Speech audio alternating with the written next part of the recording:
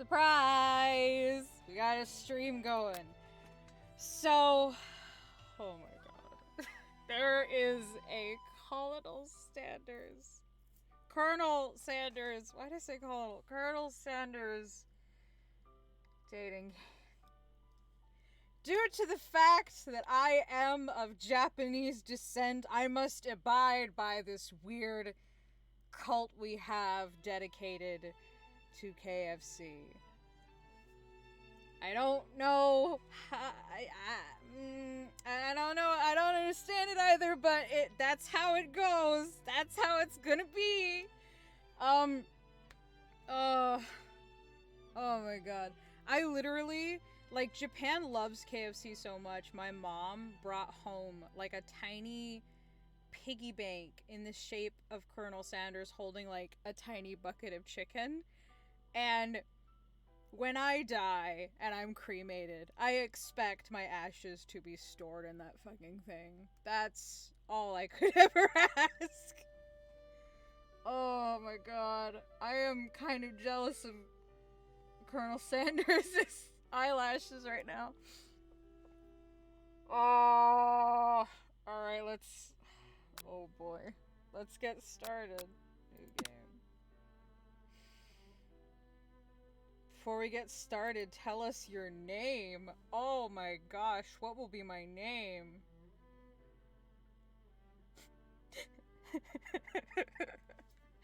I'm like debating between Ronald and Wendy. purely for fuck's sake. Ah! You know what? Here. Wendy's, please don't hurt me. Please don't hurt me for doing this.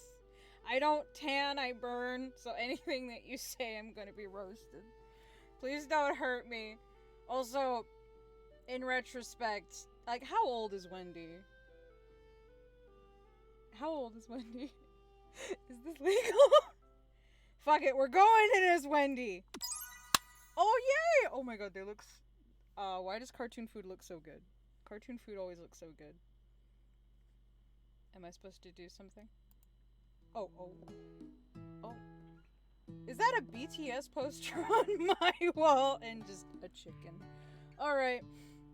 You sleep softly as the morning sun casts a warm glow through the window of your modest student apartment. Oh no. I'm a fucking student? How old is the colonel? Ooh, I know that it's like college student, but still. The world is peaceful and serene. You could stay in this moment forever. I know heart... Oh my god. Fuck. Why do I have heart stick... That is the most annoying chicken. Or you could wake up. Now. Your first day of culinary school is no time to sleep in. Smack the clock. Up and at him, throw the clock out the window. Smack the clock. Oh my god, they give you flashbacks. They're like...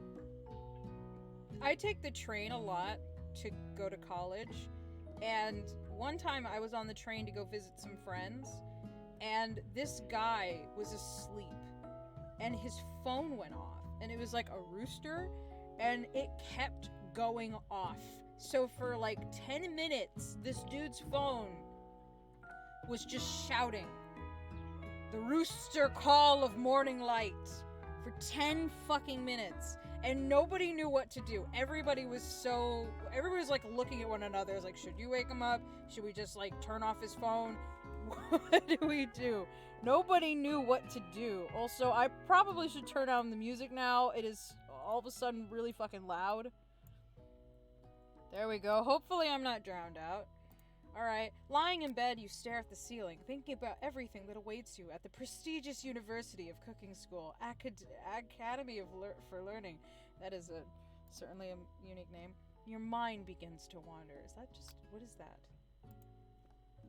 Who will be there? What will you cook? What should you wear? It rhymes. Time begins to fly by and you find your imagination getting away from you. You'll need to take this seriously. You allow yourself to daydream a bit, thinking about the future. I'm gonna take this seriously. I'm a strong, independent woman. I'm a strong, independent chicken nugget in a world full of chicken wings and spicy sauce. I better make sure to arrive prepared for the first day. You bust through your morning checklist. Teeth equals... Wait, what? Teeth equals brushed. Hair equals combed. Pits equals deodorized. Nothing can stop you... Alright, you could have phrased that differently. You confidently grab a biscuit, strut out the door, and head off to class. Just what you needed to get your blood flowing. Oh my god, I really want that biscuit now. I'm just fat, I'm sorry. I haven't eaten breakfast. I'm gonna turn down the volume. But like, I stayed up all night trying to finish a commentary on another YouTuber named Madame. Or Madame, I don't know. But I am drained. I just posted it. I'm tired. The video was incredibly aggravating, irritating, and just overall dumb. So, I decided to do this. Standing in the quad, you gaze upon the magnificent University of Cooking School Academy for Learning. I keep wanting to say academia, not because of like Boku no Hero, but most likely because it sounds like macadamia. Here comes your lifelong best friend forever, Miriam. Oh my god, you are so fucking cute. She's the most adorably awkward person you've ever met, and you absolutely love her for it. Oh my god, you are legitimately really cute. The designs in this game, the art in this game is amazing. Good morning, Wendy. Are you excited for the first day of the rest of our lives? Actually, because I sure am excited, a little nervous. Okay, a lot nervous. I'm not doing this voice for very long. It's just that this morning I made breakfast for myself, but, well, when I ate it, I couldn't taste any love in the food. What if I'm no good? What if Aw, she's crying. Classic Miriam. Raised by MasterChef parents, she's always held herself to a very high standard. Alright. Ever since we were little babies playing together and you rescued me...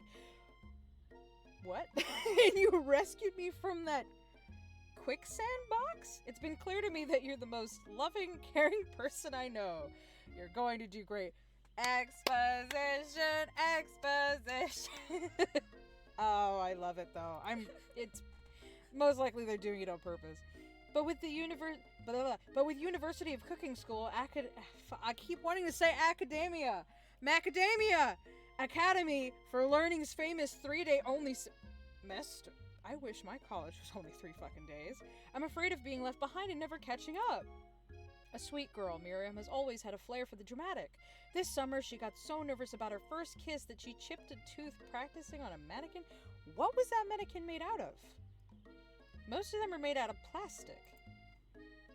Should you pep talk her or change the subject to give her some relief?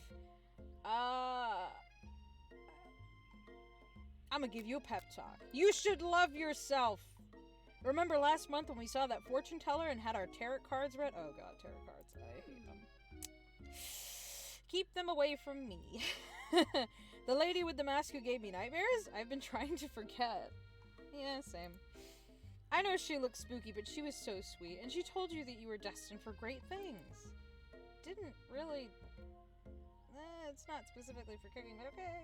I'm ruining my own pep talk. Remember that card with the fancy-looking tower and that other card featuring the handsome fellow in the red suit? I wonder who that is. I've been waiting for so long to meet a handsome fellow I could call my own. How have you not yet?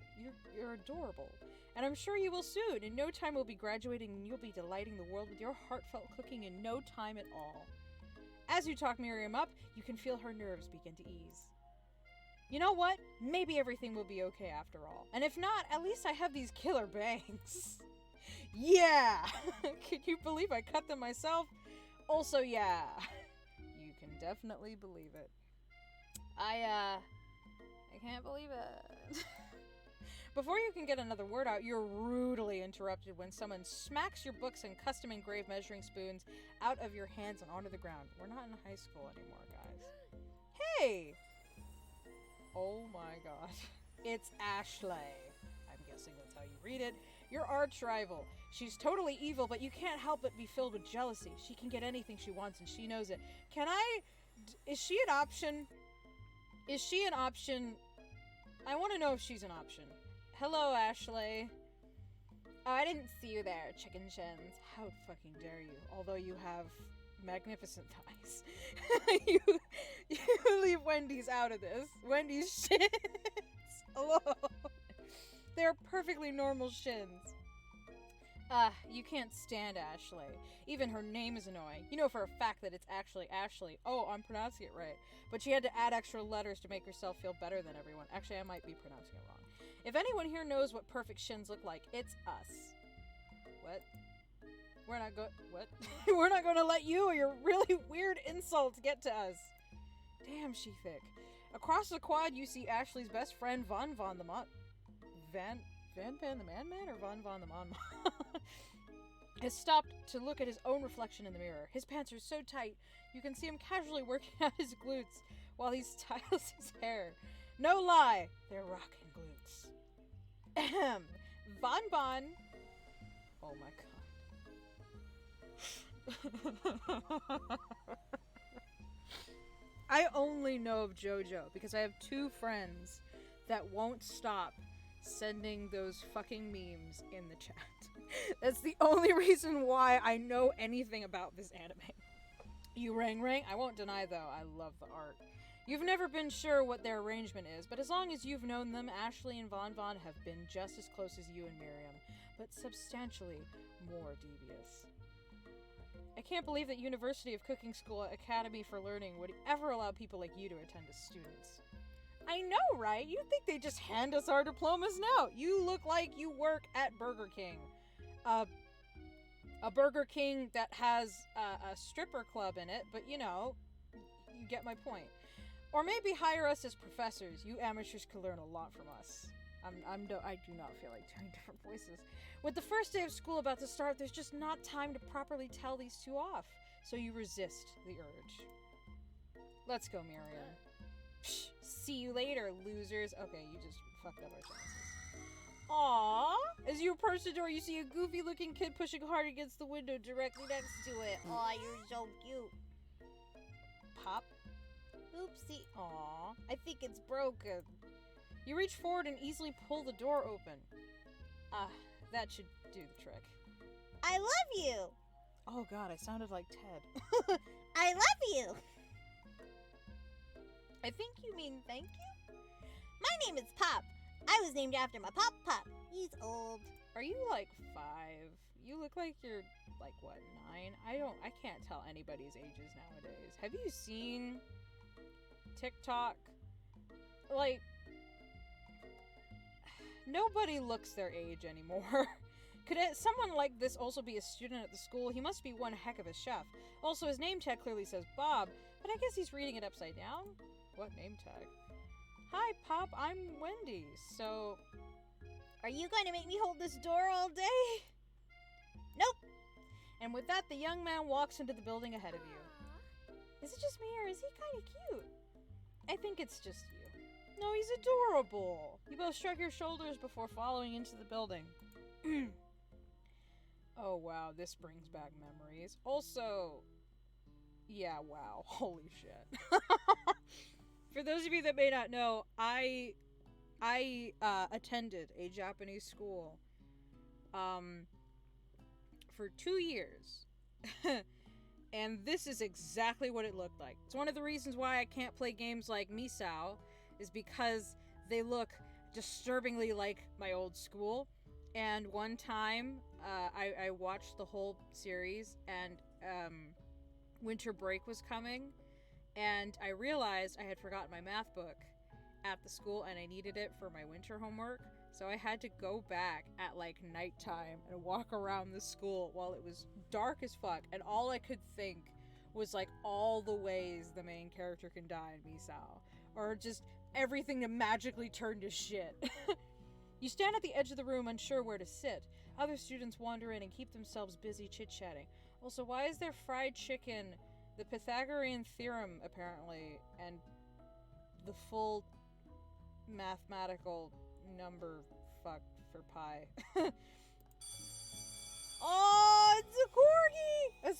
I think a scruffy-looking pooch takes his place at a podium at the front of the class. Adorable. This is our... Wait, is this our teacher? Oh my god.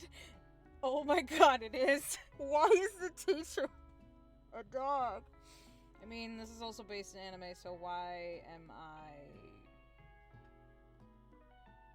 I surprised? Now, quiet down, everyone. Who is this unreasonably cute pup, and why is he in our culinary class? You must be Sprinkles, head instructor and CEO of UCS AL. Oh my god, please call me Professor Dog. I may be cute and little and fluffy, but I still demand respect. Woof! What? A cute dog is our professor? How is he been... Wait, this is a cooking class. How is he supposed to teach us to cook? Why are we in a normal classroom for cooking? This is the best school ever. I guess only a dog's nose is capable of picking up all the nuances of fine dining.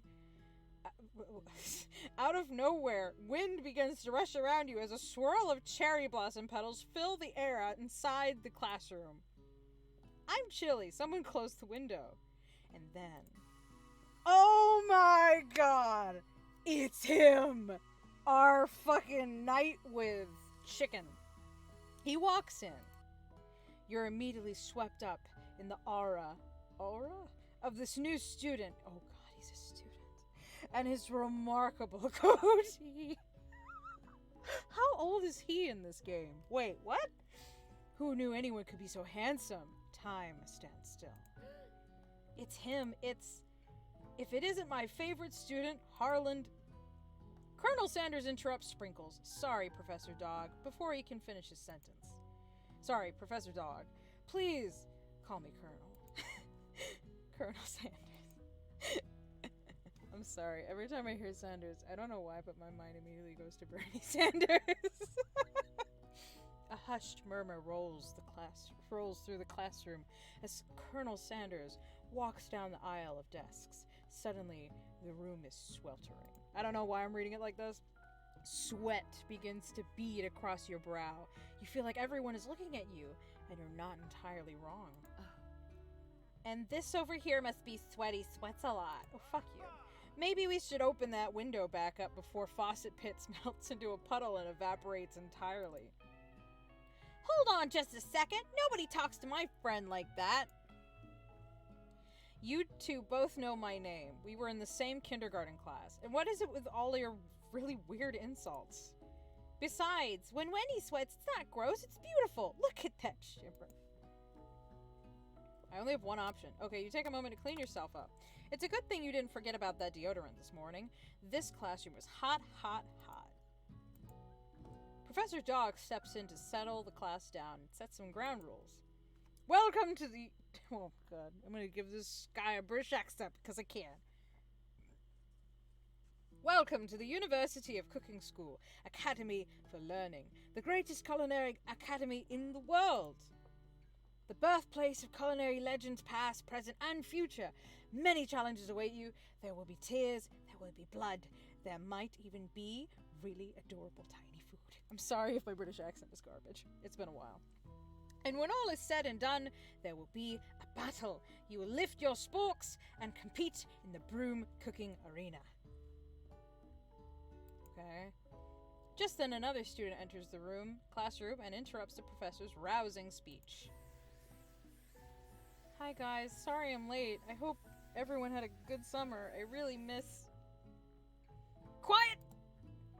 Late to class is bad enough, but interrupting my monologue? You're on the fast track out of here, young man. Are you sure you're even in the right place? I'm guessing this is supposed to be like the K-pop guy. Don't you recognize me? This is my 3rd year in this school with you as my teacher. Everyone stares at him blankly. Does no one remember me? You're expelled if you utter one more word before I finish! Let that be a lesson to you students that tardiness is unacceptable. Even Clank made it here on time, rolling halfway across town on his tiny wheels.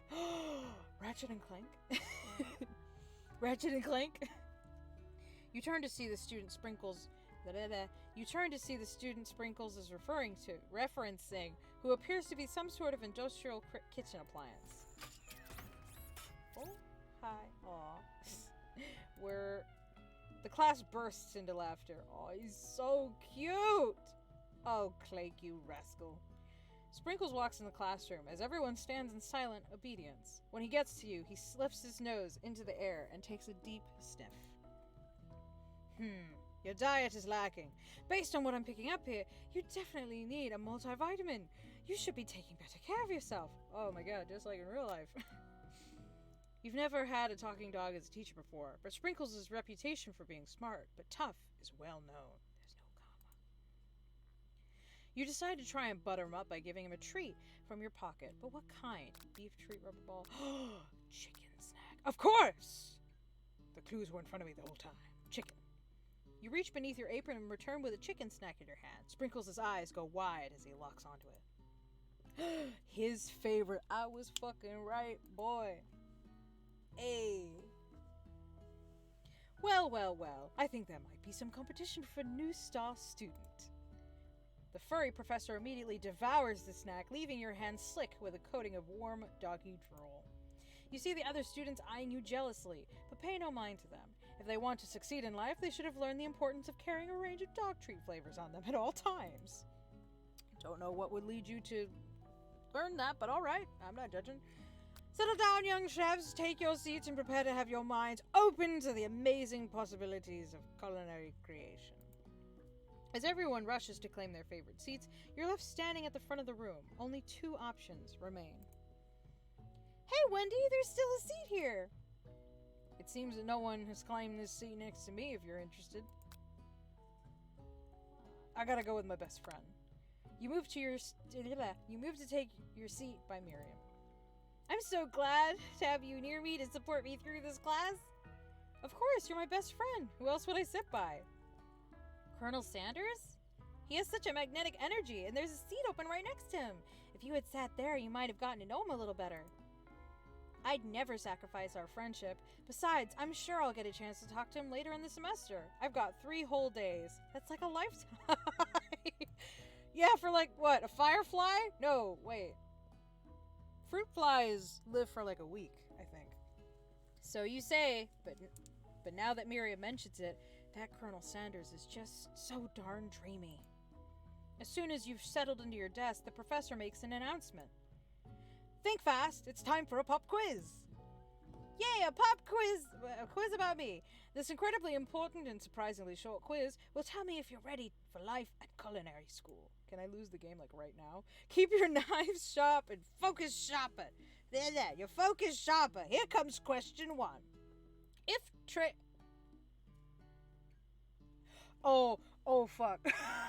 For a moment, I thought it was going to be the same exact question Metaton asks in Undertale. I was about to lose my mind. If train A is traveling to point B, train B is traveling to point A, how important is it to wash your hands before cooking?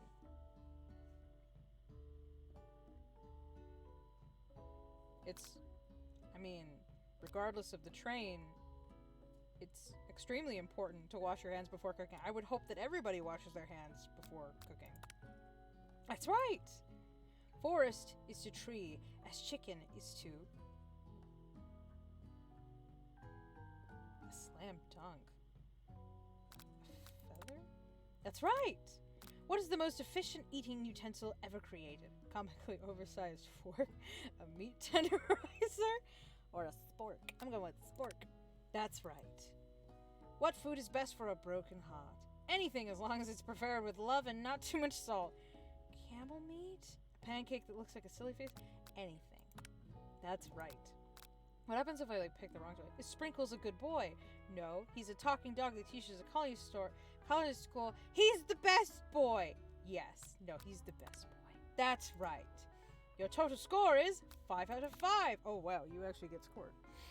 Wow, be honest. Did you cheat? You look up to see that Colonel Sanders has been watching you. You tally your score. He's impressed. I know we just met, but I have to confess, I think you have a beautiful brain. Oh yeah, out of all my assets, my fucking brain is the thing on the forefront. Hot diggity, Wendy. You just scored some major Colonel Sanders points for that performance. With that performance. May I have your attention, students? I have an important announcement to make. Time for lunch. We've been here for 20 minutes. Wow, the cafeteria is as nice as any restaurant you've ever eaten at. It makes sense that a school dedicated to cooking would also be serious about eating. It is so empty, like my soul. A delicious fragrance wafts through the room and tickles the end of your nose. Your mouth waters. Do you smell that? That must be our lunch. It smells crazy good. Everyone, can I have your attention? Is it about lunch? No, I just wanted to apologize for my tardiness. You see, I was... Howdy, folks. I'd like to make an announcement. God damn, you are thin. You got a Dorito body. You got a Dorito body that could rival Captain America, but nobody could rival his ass. Hey, It's about lunch. Everyone cheers. But Shh. Lunch. She said shh. In honor of the new semester, I have prepared something special to share with everyone for lunch. That must be the smell I smelled. Indeed, that smell. Oh my god, you remind me of another character. Oh my god, he's got big ass yowie hands. You hold your breath, waiting to see what food this mysterious student has created. You've heard that he's very talented, but were the rumors true? Is this? Oh my god, my screen glitched. Colonel Sanders lifts a large bucket above his head.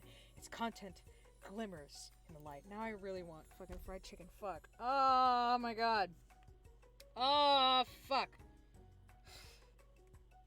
Like, I finished my Bronco ride on the Cotton Pony a few days ago, and when I'm having that Bronco ride, I get cravings alongside my cramps. I get cravings for either whipped cream or fried chicken. And now, looking at this, I just really want fried chicken. Piled high are huge pieces of chicken, and breaded and fried to a crispy, golden finish. The aroma envelops you, and you begin to feel warm and safe. Colonel Sanders has filled a bucket with chicken. What a novel concept. Your stomach begins to grumble as if to say, stop thinking and start eating. For years, I've been developing a secret recipe for the perfect fried chicken. By my calculation, nothing less than 11 herbs and spices are required to achieve the perfect balance of flavors. You look around and notice that every other student has a pen and paper and is scribbling notes as fast as they can. They're trying to steal your recipe, man! But that's all I have to say about that. What, you think we want your stupid secret recipe, dude? Pshaw! Nah, my dude, nah. I'm just, drafting a last will and testament in case, one of those ingredients is, poison. Got him. He looks around nervously to see if anyone else is laughing at his sick burn. You wait to see what Zinger Ashley has prepared to follow up, but she suddenly takes a different approach. Yeah, and I was just, writing in my diary. Dear diary, today I smelled something beautiful. I knew at that moment that only the hands of a true gentleman could fry chicken so tender. You see her body language change from bitter and evil to sweet and innocent as she slides closer to Colonel Sanders. She trying to steal my man and my fried chicken! She realizes that he is destined for greatness and fame. With cooking skills like this, she wants him all to herself. Oh, please. Well, Von the man, if you don't want any, I'll take his... Whoa, hold on, I guess I'll try it. He takes one bite and his eyes grow wide. He starts contorting his face as he tries to hold in his pure exhilaration and act unimpressed. Easy now, there's enough for everyone. Please, my fellow classmates, dig in. Oh my god, my phone is attached to something else.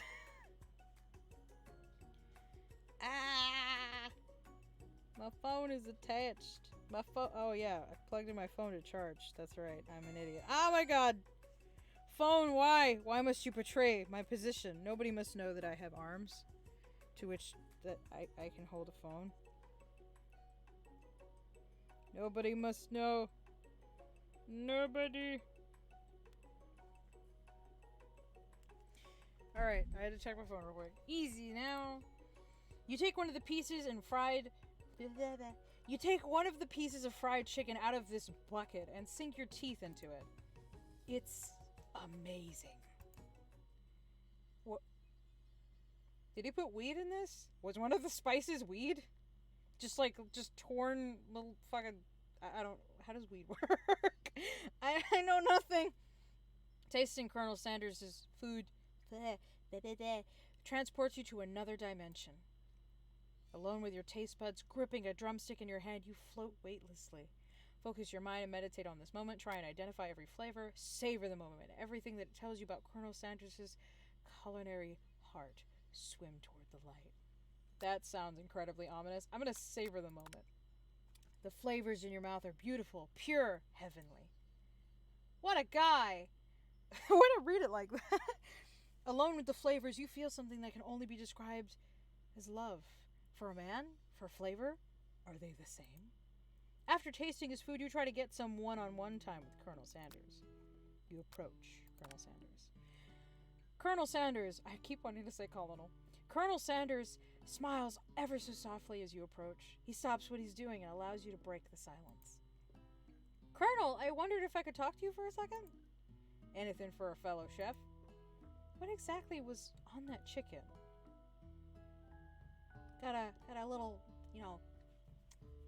just a little lick of heroin. You might need to take me to the hospital now. How bold to come out and ask. It's an idea I had for a new combination of flavors that will make my fortune and establish my legacy for all time as I open a chain of highly successful fried chicken restaurants. No big deal. How'd you get that fucking scepter? Where did that come from? It's just you and me here talking. I can keep a secret. In fact, I've got some of my own that I'd be willing to trade.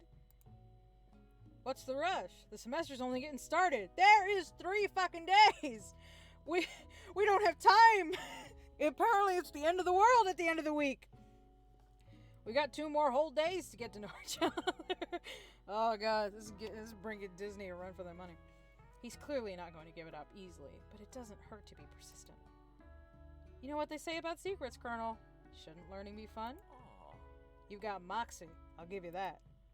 Colonel Sanders looks both ways to make sure you're truly alone, and then leans in. You can feel his warm breath as he whispers. Just one ingredient, but you can't tell. I use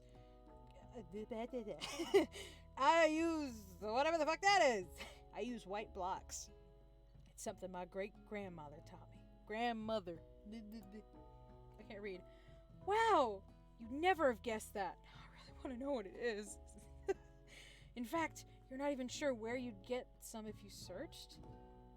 While you're wrapped up in that huge revelation, you notice that Colonel Sanders has disappeared. While everyone else is still in the cafeteria, you decide to look for him. You find Colonel Sanders outside, standing in the quad. Oh, it's you again. Howdy. Sometimes I like to come outside and look at the school buildings. I think about how my story will continue on after I've graduated. In 2 days. Sounds like you have big plans. I dare say the biggest. I will leave my mark on this world. You can bet on that. Oh, trust me. Trust me. You will. Alone together for the first time, you realize now is the perfect moment to show your personality to him. Neg him to show your own strength. Wow him with a big idea to add an additional ingredient to really spice things up. Be modest, but thoughtful. I'm gonna be modest. Well, I just wanted to tell you that I really enjoyed your food. Did he have a tear in his eye? Now you've got his attention. The flavors were complex but comforting. The interplay between salty, savory, and peppery. It was perfect. I appreciate the compliment, Wendy. I'm laughing because my name is in all caps, so all I just imagine him doing is like, I appreciate the compliment, Wendy! I'm sure you'll be a big success. I know we've only met today, but I'm starting to get the same feeling about you. We should head back inside. Next lesson starts soon. You step into... Oh my god, this looks like something out of like, shit. America's Top Chef or something? Anything with Gordon Ramsay in it, basically. You step into the massive cooking arena where the afternoon lesson will take place. Each student gets an oven and all the tools and ingredients they could need. Look at this place. It's magnificent. Finally, we get to show off our skills. Wait a second. Oh no, we have to show our stuff? What if I totally blow it?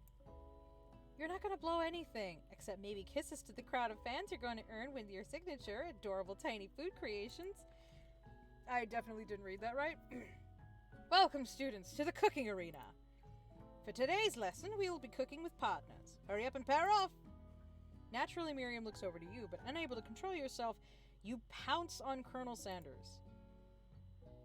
Hey, Colonel, would you like to tackle this lesson as a team? A team of two, that is, me and you, if that wasn't clear. Why am I acting like a bitch now? Want to be my partner? I'm acting like a bitch and I'm acting like a stalker. Sure, Wendy. I'll prepare our station. Oh no, I made Miriam cry! Without you as a partner, Miriam is left standing all alone. Two different students quickly take notice. Hello, new partner. Beep, boop. Oh my, two potential partners. I'm so sorry, gentlemen, but I don't know who to choose.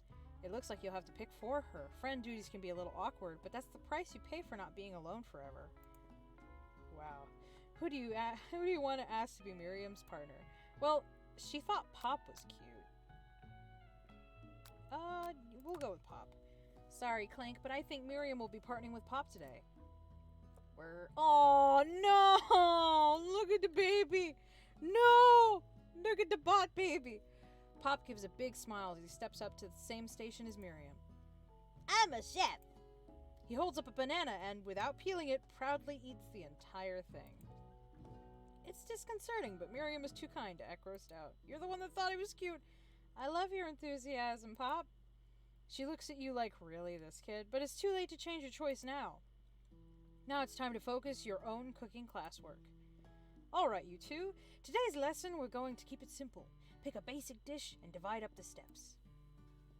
No chef is an island. It takes 2 flints to make a fire. You get the idea. Which dish do you suggest to your partner, Colonel Sanders? Steak tartare seems easy enough. It's fancy and you don't need to cook it. Using octopus will blow Colonel Sanders' mind. Your grandmother's mashed potatoes and gravy. If it's KFC, I'm gonna go with the potatoes. I've always been something of a down-home chef. I was thinking we could make something warm, inviting, comforting. All the words that I use to describe your chicken. Maybe mashed potatoes? And gravy? I couldn't imagine one without the other.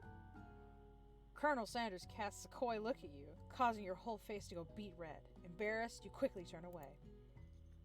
I'll go get the potatoes. No, please, let me. Picking perfect produce is a passion of mine. You sound boring. Looks like things are getting pretty fresh around here. Someone have a crush on Colonel Sanders? We're just cooking partners. Mind your own business. Well, it did say that I pounced on him. Sanders' heart is my business.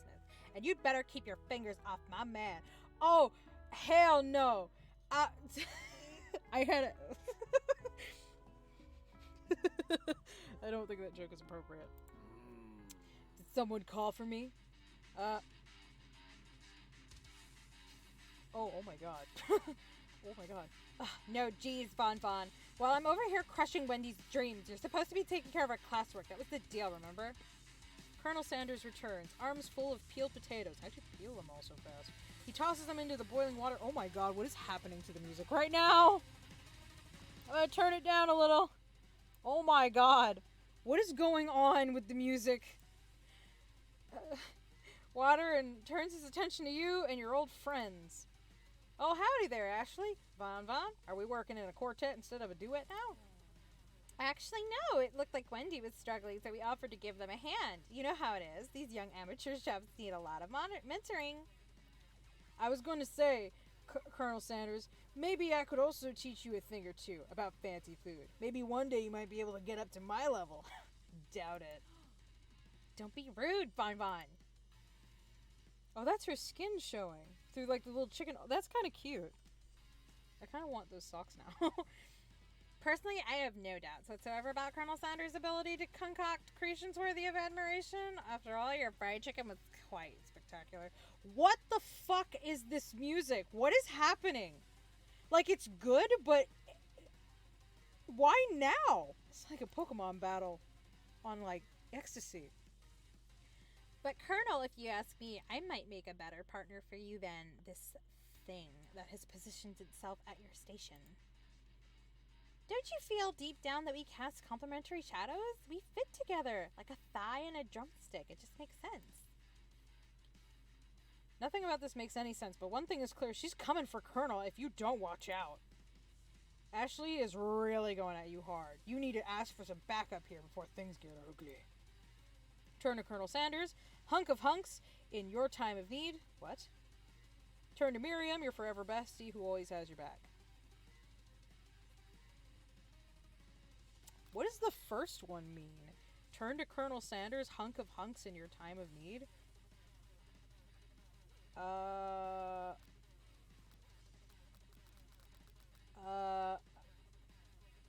don't know what Miriam would possibly do in this situation, so I guess I'll turn to Colonel. I'm here to learn and to express myself via my cuisine, not bicker with prima donnas. Partners were chosen at the beginning of class, so let's all respect the format, okay? You turn to Colonel Sanders to confirm that you're on the same page. I chose Colonel Sanders and Colonel Sanders chose me. Isn't that right? A businessman respects all fair agreements, from contracts to handshakes. I took on Wendy as my partner for this activity, and I stand by it. This music is insane. Nothing is happening. Based on your team's behavior, I'd say you're perfect for each other. Neither of you has Wendy's natural talent or their loyalty. Being defended by Colonel Sanders leaves you feeling proud and full of potential. You look for Sprinkles in hopes that he might step in, but he's nowhere to be found. Darn those cute corgis and their short but sturdy stature. You look down at your station and realize that in the tension of the moment, your hands have been cooking on autopilot. Distracted by the drama, you've already crushed the boiled potatoes into a perfectly creamy mashed texture with plenty of butter and cream for flavor. Don't know how that's possible, but I'm just a natural. It's as if your natural passion guided you through the steps you know so well while your attention was elsewhere. I know just what to do. Colonel Sanders extends his hand. He's holding a beautiful white porcelain gravy boat, out of which pours a smooth brown gravy smothering your nearly finished potato dish. Where the fuck did he get that gravy? Gravy flows down the mound of mashed potatoes. The results look spectacular. Granny would be very proud. Oh, God. Now I really want mashed potatoes. I want food. I'm fat. I'm sorry. Colonel Sanders holds a spork out to you. You reach out and grab hold of it, but he doesn't immediately let go. The two of you stand holding the same spork, and for that small moment, all the madness and pressure in this crazy world stops. Still jealous of his fucking lashes. Your eyes lock. The moment is electric. Time stands still. If you love something, set it free. Together you dig the utensil into the mashed potatoes and lift a heaping sporkful up. When you see Ashley with a sinister look, you know she's plotting against you to be with Colonel Sanders. Oh, he's crying. Why is he crying? And then, filled with rage and without thinking, you fling the sporkful of mashed potatoes right into Ashley's stupid, beautiful face. Von, do something! Scooping up a fingerful, Von tastes the dripping mashed potatoes and gravy and realizes that it's delicious. Horrified by this revelation, he slinks away. Will he ever be able to cook something with so much love and integrity? Hold on right there, Wendy. We do not waste food in the broom cooking arena. Colonel Sanders, I expect better from you. If you throw one more spoonful, you both better be prepared to eat it from wherever it lands. Can I have this potato's face? Von rushes back over, a covered dish in his hand. Mashed potatoes with gravy? Pathetic. In just a few minutes, I've prepared a full meal. Gaze upon my specialty, braised tentacle of octopus in my silky saltwater sauce, plated on a battle axe, forged by my supreme chef.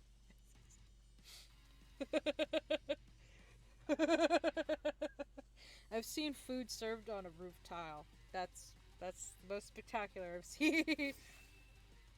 You've ignored me for too long. That ends now. It is I who will have first bite, and you will all look on with envy. The interrupting student rushes at Von and swipes a bite of his signature dish right off the plate. No, don't! Something about this dish doesn't strike my nose quite right. I think the octopus was rushed and may have turned in the process. The results could be toxic. Too late! It has been eaten! Oh, is this kid gonna die? I think I left something in the oven. I don't feel so good. It killed him! Oh my god, he actually dies? Everyone step back. Don't take another bite. When you look back at the plate, the rest of it is gone. You notice the tip of the tentacle being slurped up in Pop's mouth. Pop winces in pain for just a moment, then it almost immediately back to his oblivious self. Oopsie. Tastes like poison. The entire class is gathered to watch Pop's final moments. Shock has frozen the whole crowd. They are as motionless as statues. The class bell rings, disrupting the moment and snapping everyone back to reality. It would appear that Pop's enthusiasm for trying new things, despite obvious danger, has inoculated him against poisons of all kinds. We have a dead student? I'm not sure the professors here make enough money. No, you don't. Hello? I just turned into a ghost over here. Seeing that you're shaken up by that really annoying student, all is no one said. Aw, this poor kid. Colonel Sanders approaches you. I'm sorry you had to go through that. Please let me walk you home. What? Like, for real?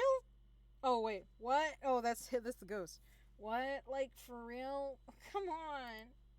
You follow Colonel Sanders out of the room. At night, the school building has taken on another vibe entirely. It's dark and more than a little spooky, and that might be because we just saw a kid fucking die. Colonel Sanders stands in the quad's neon glow and speaks softly. Those mashed potatoes you made in class today. Before you go on, I want you to know they're not a great representation of my skills. I didn't even realize I was making them. They were amazing. I don't know if it's picking up the music.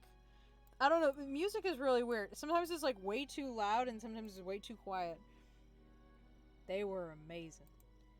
Tasting them, it reminded me why I became so passionate about food to begin with. Colonel Sanders is getting choked up. Cooking is obviously important to him in a way that you find inspiring. Now might be the perfect time to tell him you're developing feelings for him. Colonel Sanders? Yes, Wendy? There's something I need to tell you. Hold it right there. Fuck you. There's something I need to tell you first. Oh, is he gonna... everyone's gonna try to take my man. Everyone's gonna try to take my man. Oh, jeez. You see, when I was just a boy... When I was a young boy, my father took me into the city to see a marching band. You see, when I was just a boy, I had a dream that one day I would be the greatest chef the world has ever seen. And every day since, I've been working toward that dream, day and night, never stopping, never resting. Also lifting a lot of weights, like so many weights. We should follow our dreams with all of our hearts. That our souls. Beep. Go fix the sound. There we go. We should follow our dreams with all of our hearts, that our souls may grant them like wishes floating on a shooting star. Hey, no, you... Shut up! I'm the one here to say inspirational stuff and be the star of the story. Are we forgetting that your cooking literally killed a guy? You can't prove that! I also saw you kill that guy. What was his name? Somewhere in the distance you hear a long, sad sigh. Forget him. We're talking about me. Me. I'm the hero. What is that? The spork monster is here to fight a hero. Like the flying spaghetti monster. This is like his version of Lucifer. I think I left the fridge door open. Later, nerds. How dare you threaten me just as I was letting down my guard and connecting with another chef on an emotional level? Be afraid! Be very afraid of me because I'm a monster, see? Is he... Wait, what? Is he's rhyming? I think it meant... just say he. Is he rhyming on purpose or is that just a coincidence? Before you can discuss syntax any further, you know, unlike my fucking destroyed syntax, it's a turn-based fight sequence. Oh my god. What will you do? Oh my god. Cook with love does 1 damage. It just got real. Oh my god, yes. The attack really upsets Spork Monster. Spork Monster goes on attack. They spit hot gravy at you. You take 1 damage. Colonel, it'd be great if you could help me. It worked last time, right? Cook with love. Spork Monster won't forget this. Spork Monster is really feeling threatened by your attack. Spork Monster focuses their mashed mind and draws in energy from Mother Earth itself. They grow larger and more intimidating. How will you respond? Defend? You decide to defend. Which defense will you use? Reputation?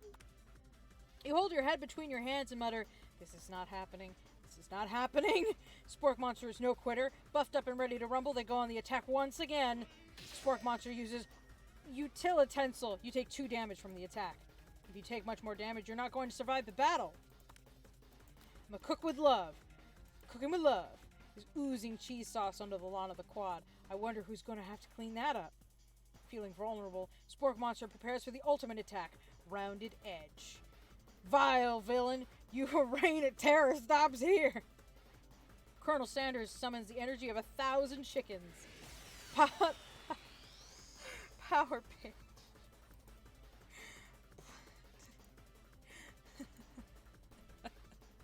You saved me. An injured Spork Monster spews steam into the night. Spare this wretched beast.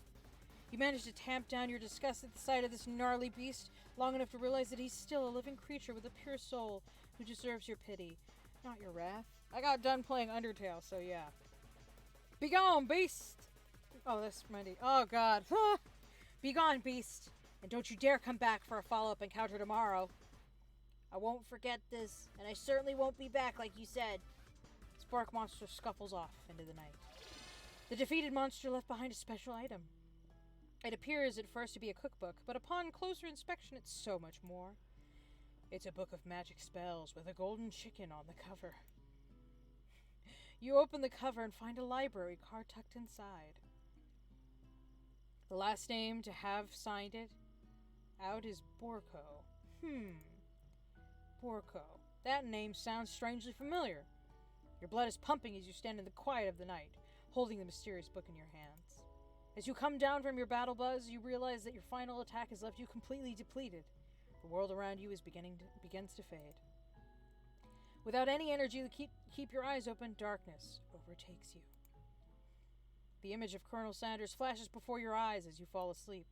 He must have helped you get home. In your tired state, you don't know if you could have made it without him. What a guy. You want to thank him, but you don't have the strength to utter a single word. You feel your covers being pulled up over you as you are tucked in tightly. Good night, my Colonel. In your dream, you're together with Colonel Sanders. For some reason, Sprinkles is also there, instructing your love. Dreams are weird. Yeah. Oh my God, it's oh my God, all of our friends, including Dead Guy, is riding on chicken. You wake on day 2 and attempt to process the wild visions you had. Were they memories or premonitions? Are those hearts moving? And then there was that secret ingredient that Colonel Sanders went ahead and told you outright. Not much of a secret, huh? It's probably just because he already trusts you so much. Sure, that makes sense. We'll go with that. You meet up with your bestie in front of the school. Before you can tell her about your encounter with the Spork Monster, she launches into a story of her own. Okay, I know this might sound a little strange, but I think I might be, I think I might like Pop. Like him? Like? I know it sounds like it's moving too fast, but there's something about him. I like him, like him. If I partnered her with the robot, would she be saying that about him? We got to talking after class, and he's actually a totally sweet guy. Not only that, but he's really smart. He told me all kinds of stories about Colonel Sanders. Did you know that Colonel Sanders enlisted in the army when he was only 3?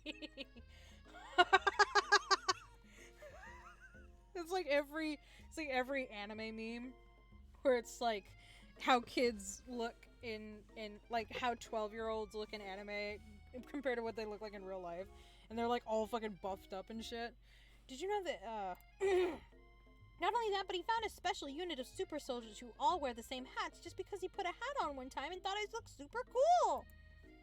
But Colonel Sanders doesn't even wear a hat, he wears a ribbon tie. Either way, maybe it'd be best if you took it slow with this new boy, like I am with Colonel Sanders. You and Colonel Sanders? The coolest guy in school? The most famous student to ever attend University of Cooking School? Academy for Learning? You're a thing now? We definitely connected yesterday. Sure you did. You're great. Why wouldn't he be into you, I guess? Is that sarcastic? Laughing at the implication that you and Colonel Sanders might be a thing is definitely not cool. You are great. You have an idea about how to prove that your love is real. Well, if he's not into me, why did he tell me one of his secret ingredients? Your bestie's eyes light up. A secret ingredient? Yeah, I just said that. A secret ingredient. Is there a dramatic echo in here? Miriam checks to make sure you're alone before continuing. So this summer while I was on vacation with my family, a lovely man approached me in the botanical garden where I was wandering. This can't be good. He told me all about his passion for spices. Secret spices.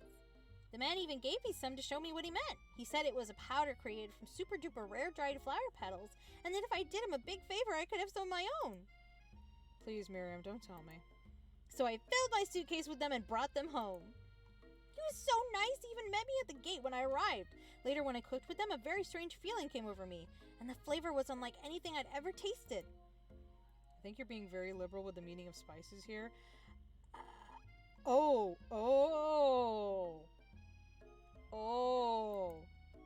Whatever, anyhow, we both share an interest in cooking, so we've stayed in touch. You know, like pen pals. I bet he would love to know more about new spices. Well, I'm definitely not supposed to share Colonel Sanders' secret recipe.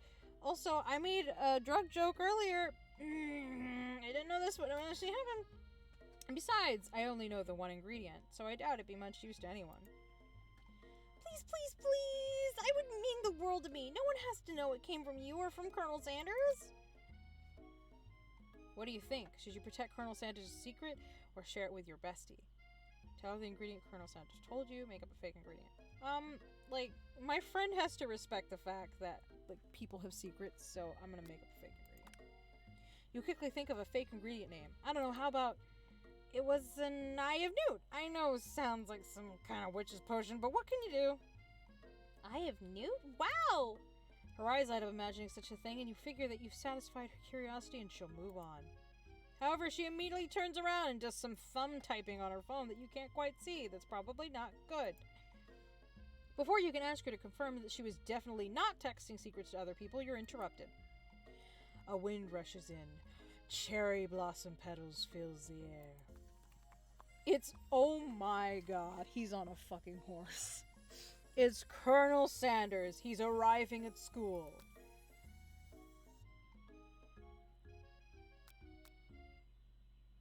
I don't know, he's on a horse. I'm gonna run to him. You decide that the best way to show Miriam how serious you and Colonel Sanders are would be to run to him. Surely he'll sweep you up onto the back of his stallion, ride away together. That'll show her good. Oh, Colonel. My Colonel. However, your sudden movements, I called it. Kicking you directly in the face. The force of the blow completely knocks you out cold. In the darkness, you see a vision. Oh my god, it's glitching. Ooh, Wendy, I'm here to deliver you a message. Not this guy. It is important that you remember this exactly as I say it. If you forget, the world could end, so you know it's serious. I have been trapped in a realm beyond, but a great prophecy relies on my return. Only you can save me. All you need to do is repeat my name 3 times. And that name is... But before you can continue, you're suddenly awake. Aw, jeez. You wake to find Colonel Sanders tending to you. He roused you back to life with a satchel of secret spices. Or is that just his natural seasoned musk? Compliment the craftsmanship of his horse's shoes. Ah, yes. The very shoes that fucking beat the shit out of my face. Prime time stuff. I'm gonna lean in for a kiss. Whoa, whoa, whoa. You've known him for a day. Are you really sure? I guess you must be. You put your arm around Colonel Sanders' neck and pull him in for a kiss. But he turns his face and you awkwardly kiss his ear. You can feel him shudder. Oh, no. Oh, you clearly mistook his compassion for love. Oh, no. Your soul crawls inside. Can I... What is this button? Can I redo it? Oh, no. Your soul crawls inside of itself and you instantly die of embarrassment. Oh, no. Try again. Oh, it's giving me another shot? Okay.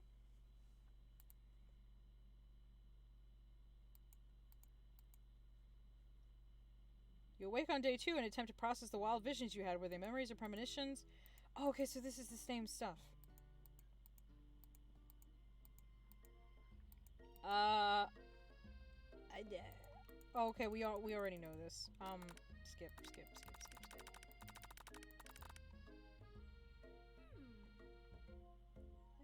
We already know all of this. Thank God these things come up with a skip button. I'm not gonna give you the ingredient. I'm gonna give you a fake ingredient. I'm gonna run to him again. I want to run to him again. Cause I don't know if this will change the storyline. Compliment the craftsmanship of his horse's shoes. Maybe you shouldn't be riding a horse to school, and maybe you shouldn't be running up to animals you don't know. It's hard to say who is in the wrong here. But one thing is for sure, that Colonel Sanders is pretty dreamy. The horse has beautiful shoes. Could really feel how smooth and sturdy they were when they were pressing into my face. That's nice to hear. No one truly appreciates good craftsmanship anymore. I only appreciate good craftsmanship when it's halfway into my brain. And with that, Colonel Sanders disappears into the school, leaving you and Miriam to follow.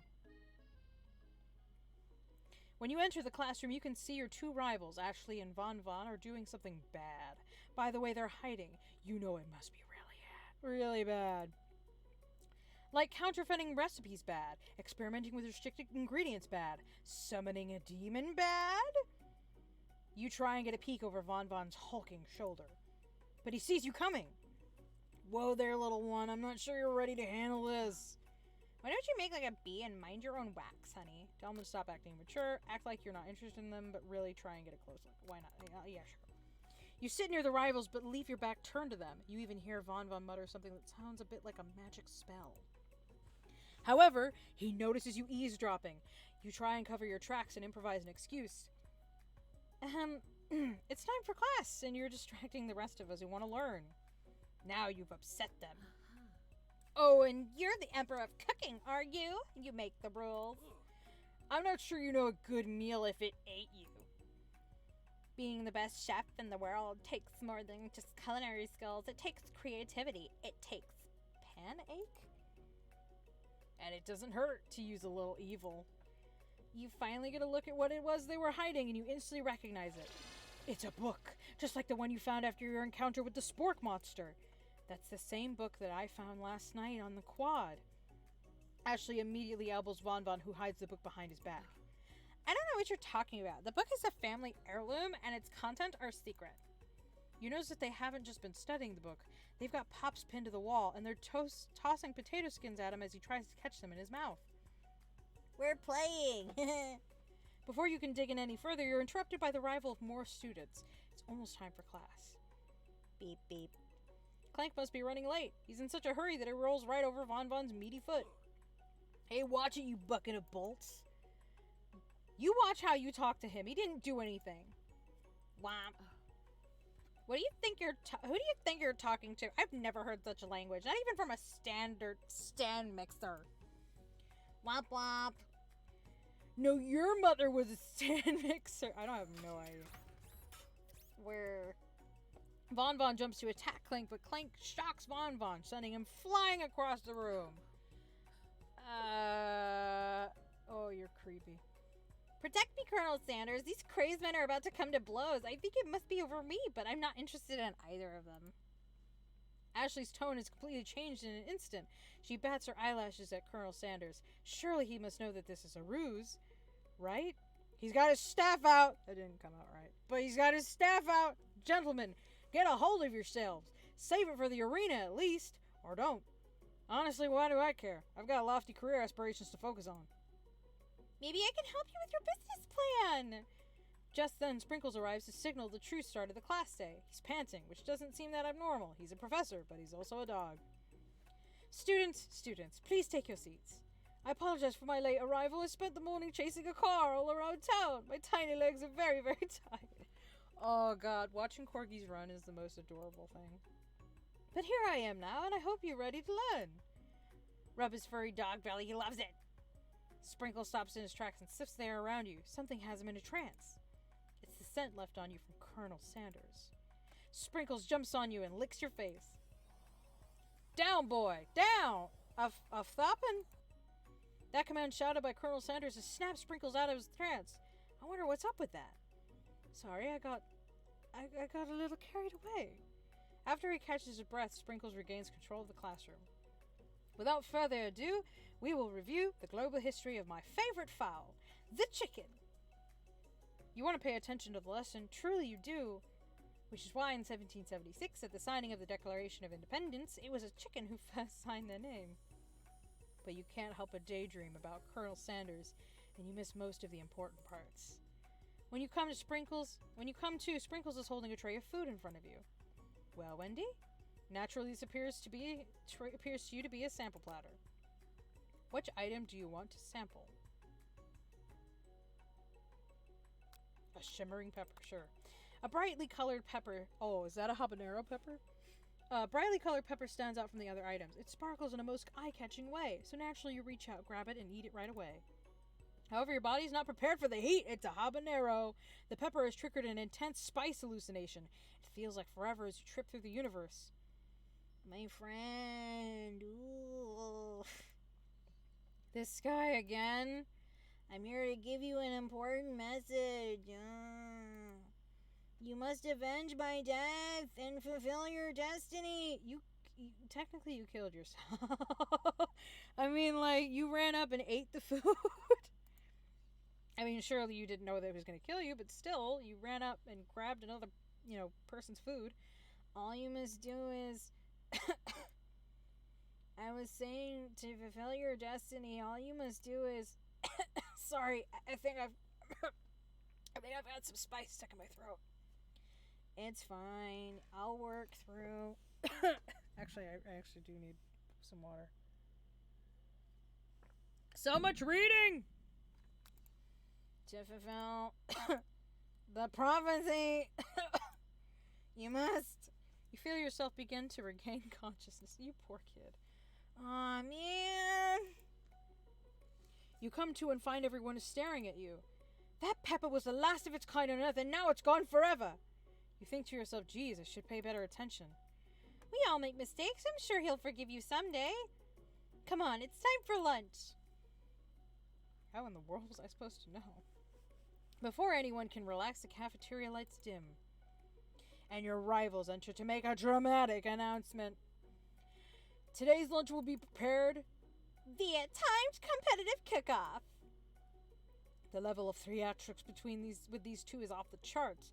Demand that they stop wasting everyone's time. Step up and tell them you're on. Fuck yeah. A bit of lunchtime competition, eh? Count me in. If I have to wipe the tables with you fools before I set my lunch down on it, then so be it. I'm not the fool. You're the fool. Good one, Von. I like your gumption, Wendy. I'll be watching your performance. Just as things reach a boiling point, Sprinkle steps in. Surely he'll put a stop to this madness. Now, students, please settle down. This is a lunchroom, not a sporting court. Finally, a little sense. You breathe a sigh of relief. You're the one that accepted the challenge. At least not until we turn on the timer. Just then a huge light blasts you in the face, flashing the words, timer ready. That's what I'm talking about. Ah, woof. I stand corrected. The hard way builds solidly a foundation of confidence that cannot be swept away. And that's an original quote by me, in case anyone was wondering. I hope its message lifts you to victory. Like a diamond, I was formed under pressure, and now is my chance to shine. I will defeat you myself. You are scary. You have this chicken and you made mashed potatoes and gravy on day one, and you're feeling like you can really impress him again here. It's time to boil some water for the potatoes. Think fast. If the timer runs down, you'll be forced to pick randomly.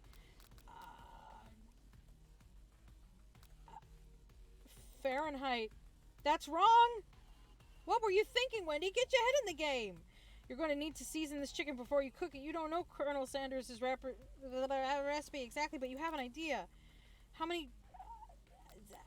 10? What? I've seen schnauzers with better sense than that, and the miniatures kind no less. Now that you've got some basic steps going, it's time to elevate your craft. Trust? What? I'm begging you to get it together. Get it? I'm a dog. It's never the wrong time for some dog jokes. Is 3 in a row wrong enough to cause a game over? Yep. Oh. What? How the fuck am I supposed to know?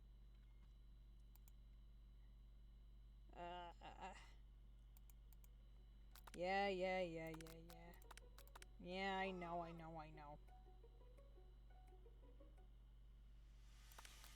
Celsius. That's right! But how would you even gotten into the school without knowing that? When it gets to rub my furry belly, let that enticing offer motivate you. You're going to need to season this chicken before you cook it. You don't know Colonel Sanders' recipe exactly, but you have an idea. 7? Oh, no. The vigilance. Next question. Your classmates are rooting for you, but Ashley is simply stronger and faster, and you better pick up the pace if you want to survive. When you were a child, your father told you to never forget where you came from. Every day you meditate on his advice and draw energy from that place. What would be a great time to harness that energy? So where does it come from? A small town where big dreams are born. That's right, this is your shot and you're not going to miss it. You try to shut out the noise of the arena and focus on your cooking. What is the sound of success? Is that bubbling? Don't make it the spray bottle. Is this the end? God damn. God diddly damn. I gotta keep going through that fucking entry. Yeah. You're on. Yeah. We know. Yes. We know. 100C. 7? What? What? Oh, I picked 7 last time. I'm an idiot. Gratitude.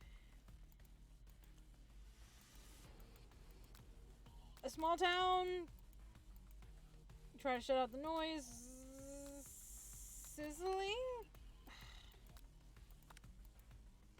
You notice Colonel Sanders out of the corner of your eye. I believe in you, Wendy. He's actually cheering you on. Which would be awesome, except knowing he's watching you makes you totally forget what you're doing. Now all you can think about is Colonel Sanders. A spoonful of gravy would make it... You're stranded on a desert island with only one dessert cookbook. Which do you take? What a hunk. I know, right? You know what? Shouldn't you be focused on the challenge? You're falling behind. Wedding vows. What does that have to do with crafty, spectacular chicken, delicate baked biscuits? Woof woof. You're really struggling to keep up. At the next station over, Ashley has already begun plating elements of her dish. It's colorful and complex. To make up time, you toss your biscuit dough into a stand mixer. As you do, the crowd gasps. Yikes. I know you love nothing more than seeing a fellow appliance utilized in a kitchen battle, but sometimes that means sacrificing the personal touch. You might not have any hands, but Wendy does, and a good chef needs to be touching the dough to know when it's properly mixed. There's an easy way and a hard way. You don't get far by going the easy way. When you hear everyone talking, you realize how serious your error was. You immediately shove your hand in the mixture to rescue your dough before it's overmixed. Wendy, no! But you're not fast enough. Your hand gets stuck. It's immediately crushed by the quickly spinning beaters. There's no way you'll be able to use that hand for the rest of the match. Take me to a hospital! What you'll often find is that the easy way can turn out much, much more difficult. Everyone, stop what you're doing right now! The battle is over! It can't be! I was so close to finishing my dish! Sweetheart, look at your hand! You simply can't go on! Aw, that's too bad. And here I am with a completed dish, ready to serve. Surely that makes me the winner by default. No, it wouldn't be fair to compare the two on account of Wendy's injury. You see Sprinkles begin to lick his doggy chops as he locks onto the dish. But I suppose you should at least tell us what you prepared. Well, because I'm the sweetest, I skip straight to dessert. Under this white chocolate dome, you'll find a wide array of delights, taking you on a journey of flavor that tastes good and tells a story of excellence. I was going to ask Wendy to do the honor, but since you're injured, I'm afraid that pouring this creamer of delicate hot chocolate sauce might be too difficult. Colonel Sanders, if you wouldn't mind lending me your strong, steady hand. Colonel Sanders pours the hot chocolate sauce on top of the dome, causing it to melt away, revealing the ingredients hidden within. Inside, you'll find... Oh, God, that looks so good. You find a delicate fried cheese croquet atop a slice of honeycomb, ice cream 2 ways, tender nougat, and pearls of blueberry gelée. Colonel Sanders seems intrigued, but perhaps not impressed as he dips his finger in the chocolate sauce. Simplicity isn't your strong suit, is it, Ashley? Oh, you. As he places a sauce-covered finger into his lips, Ashley leans over and whispers something into his ear. A dab of sauce sticks to his mustache.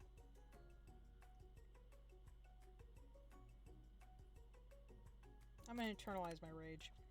Your rage burns so intensely within your eyes that they burst into flames? The flames cause your eyebrows to catch fire and turn to ash, and they fall off your face, which means people will have a hard time understanding your emotions for the rest of the semester, perhaps forever. Embarrassed and ashamed by your poor performance, not to mention your crispy fried brow, you run for the quad to be alone. The beautiful weather feels like an insult. Inside of you, a storm rages. It's Colonel Sanders.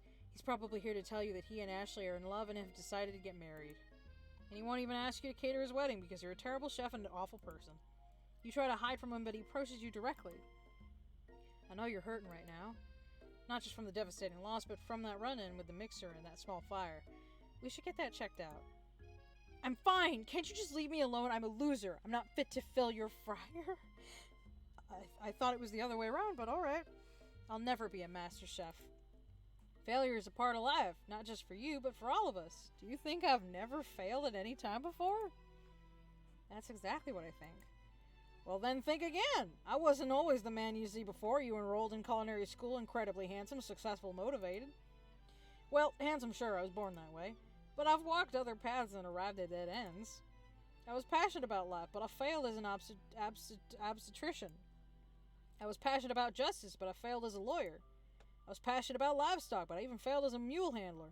That one was especially humiliating. Mules can be so cruel. I lost my business partner to a gunfight. Oh, and I lost my innocence when I picked up a firearm and put a bullet in my rival. He survived. For a while, anyway. I didn't know. People see my delicate ribbon tie, my well-kept beard, and assume that I've got it all together. Which is true now, but it hasn't always been. Sounds like this guy could really use a hug. I resolved then that I was going to amount to something. No amount of for hours, labor, or money would deter me from giving the best I had to give. As Colonel Sanders changes focus, you can see something ignite inside of him. A burning passion. Clearly not a passion as strong as mine to burn off my eyebrows, but still, one has to remember that every failure can be a stepping stone to something better. My new dream is pure. It's honest. It's something that a humble man in a crisp white suit can be proud of. I will create a new chain of chicken restaurants that'll bring joy to the entire world and make up for my past misdeeds. Yay! Just as your moment grows intimate, you're interrupted by a threatening, shadowy presence. Battle scarred from the night before, you prepare for the worst. It's the spork monster! Oh god, I need to... fuck. My hair. I need to tie it back up because it's falling out of its supposed loop. Borko? It is I! It is I! I know I said I wouldn't be back, but after the whole fight to the death thing, maybe you don't really want to see me anymore. But I just wanted to say that I was wrong to attack you and I apologize. I know what it's like to always have... I know what it's like to having to always look over your shoulder. Monster problems, am I right? Aw, thanks, Borko. I'm glad there are no hard feelings. Getting jumped by a giant creature in the dark of night can really rile a person up. I also want to apologize for the way I switched right into attack mode. I know that you're strong and cooking school can put a person under a lot of stress. I actually used to go to this school. I wasn't always a spork monster, you see. I don't believe it. You were human once? Well, no. I was a golden retriever, but I was still a student until one day some mean kids with a magic spellbook cast a dark enchantment on me and I was forever transformed. A magic spellbook? Precisely! I had procured a copy for myself, but somewhere along the way I've lost it. If you find such a book, I beg of you, respect it. You're a powerful chef and shouldn't rely on such dark and evil magic. No, you should be protecting the innocent from those who would cheat them through sorcery and Ghoul? If you need me, don't fear. I will be there. Sounds like there's some bad cooks in the kitchen of life. Wendy, together I'm sure we can defeat them. Come back to my hideaway and we can discuss? A personal invite? You can't imagine what Colonel Sanders' home must be like, but it sounds like you're about to find out. Oh my god, it shows him... it shows him with the appearance of baby. And is that like a... That is a huge chicken. Stepping inside Sanders' home, I don't know why this music kind of reminds me of Ghibli. Surrounded by his things, you start to feel a special bond with him. It looks like you live such an exciting life, Colonel Sanders. Every day can be an adventure if you approach it with the right attitude. Long ago, I made the decision to never stop searching, never stop working, never stop imagining. Have you been working on any new recipes of your own lately? I'm always excited to talk about food with another ambitious chef. Well, there is something. It's just a side dish that I've been tinkering with, trying to find the right balance of flavors and textures. I'm not sure I've nailed it yet, but I'm close. Colonel Sanders' eyes perk up as he starts to wonder what dish you might be describing. It's meant to be a pair with something spicy or something crispy. Both, perhaps? Now you've got him right where you want him. Should you reveal your new creation or keep it a secret just for you? I'ma reveal it. You decide that you're as ready as you'll ever be to share your original cooking with Colonel Sanders. Before you can talk yourself out of it, you decide to dive in head first. You reach into your lunch bag for a special dish that you've been keeping on ice all day. I present to you my original coleslaw. I was close. I thought it was corn. The shredded cabbage dish glistens in the light of Colonel Sanders' Lux Hideaway. Magnificent! Together you chow down on the creamy slaw until just a spoonful remains in the bowl. Do you mind if I hold on to the last bite? I'd like to have it around so that I can admire its taste later and think back on this moment. You could offer to make him more, but he seems like a very sentimental kind of guy. Sure, why not? Please make yourself comfortable. I'll be back in just a moment. You realize that now would be the perfect time to do some snooping. Around the room are various items that you can look closer at. Each item seems to radiate memories and emotions. Tap on an item to discover more about the colonel. I want to know what this giant chicken's about. Oh my god.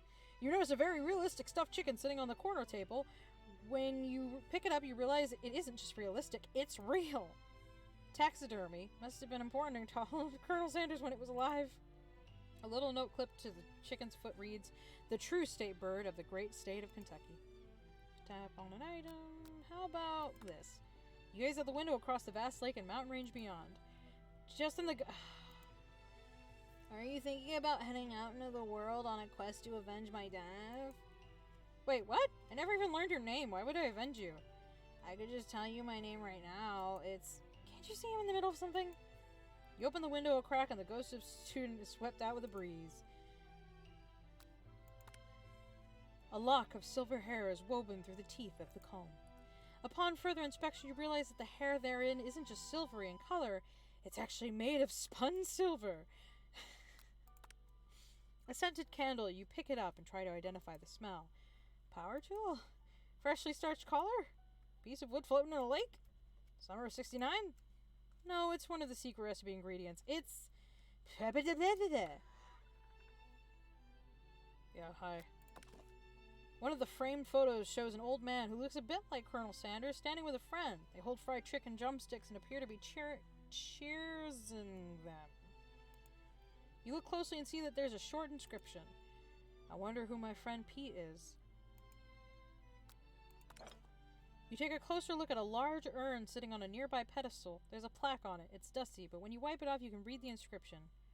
It says, "Here lies the ashes of my past careers and business failures." Poor guy. The photo appears to be Colonel Sanders, except he's an old man visiting the pyramids of Egypt. Maybe this is where he discovered one of his secret herbs and spices? An adorable little baby boy crawls across the floor. From the goatee and mustache combo he sports, you figure that this must be Colonel Sanders himself. That, or maybe it's a drumstick that he seems to be waving like a rattle. Who frames a baby picture of just themselves? Probably the same type of person who would make their own face the logo of the company they founded, am I right? This must be where he keeps the secret recipe. You think for a moment. What number is important to Colonel Sanders? Then it dawns on you. As soon as you turn the dial 111111, why 111111? Inside it you find a single note. Can chicken be prepared sashimi style? No. Don't ever do that. You open the door to Colonel Sanders' closet and find a row of his signature white suits hanging within. You take one off its hangers and try it on. The jacket is a bit big for you, but it's soft and comfortable. You give yourself a deep hug. This is stalker-esque, breathing in his scent. They say that home is where the heart is. Is this what they meant? Before you can look any further, you hear Colonel Sanders returning. He has a new dish that he's been working on, and he wants you to taste it. You try to act casual until he asks you why you're wearing his jacket. I don't usually loan those out, but I must say, it does look good on you. Oh crap, the jacket! You forgot to take it off! You tell him you're cold, you fess up and tell the truth. I'll take my moment. Fuck it. What? Ah, fuck. Not that we blame you for trying, but still. Fuck you. Fine. Fine. Oh, do I have to read all of that again? I don't want. Oh my god, I'm back here.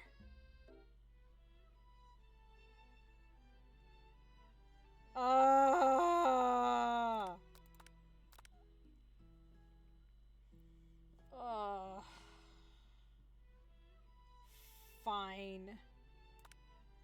I'm gonna reveal my secret.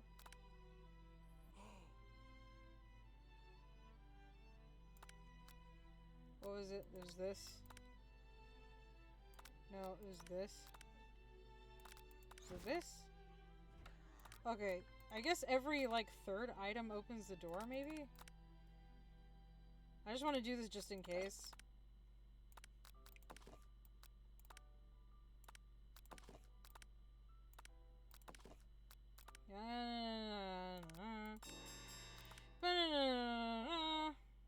You tell him you're cold. I'm so sorry, I didn't mean to intrude. I just got a little cold and thought this might warm me up. Colonel Sanders smiles and scoots close to the fireplace. It's warm by the fire. Why don't you come a little closer? Suddenly everything feels like it's moving too fast. Final exams are tomorrow. You should be thinking about what you're going to do, what you're going to cook. I should be home studying. Overwhelmed, you take off the jacket and run for the door. But the thought of leaving Colonel in the midst of such an emotional breakthrough gives you pause. You stop yourself. He looks distressed. Colonel? Yes, Wendy? I honestly think this may be the beginning of something wonderful. I think you're right. We should take things slow. You talk late into the night and drift off into a slumber. Dream sequence! I love it. You awake to a beautiful morning in Colonel Sanders' hideaway. Did you make the right decision on how to respond to Colonel Sanders? Only time will truly tell. Today is a day that could change the rest of your life. You think about the new secret ingredient you just learned about. In such jurisdictions, it isn't even legal. But if the recipe is a secret, how will they know? Your thoughts are interrupted when Colonel Sanders emerges into the room. He's holding a gorgeously plated breakfast and your mouth waters at the sight of it. Here's a simple breakfast I just whipped up. It's meticulous. Oh my god, that looks so good. You taste Colonel Sanders' food and it takes you on a journey. When you return, he's waiting to ask you an important question. So, would you say that we're the perfect match? How presumptuous! My cuisine and your taste buds, that is. Such confidence! Such grace! Could he be the world's greatest chef to cookery? I'll flatter him. You know, I think we might make a great team. A single tear begins to pool in the corner of his eye as he gazes out the window. And with the right business partner, I know I can't fail. Business partner? Could he be talking to you? It's all happening so quickly.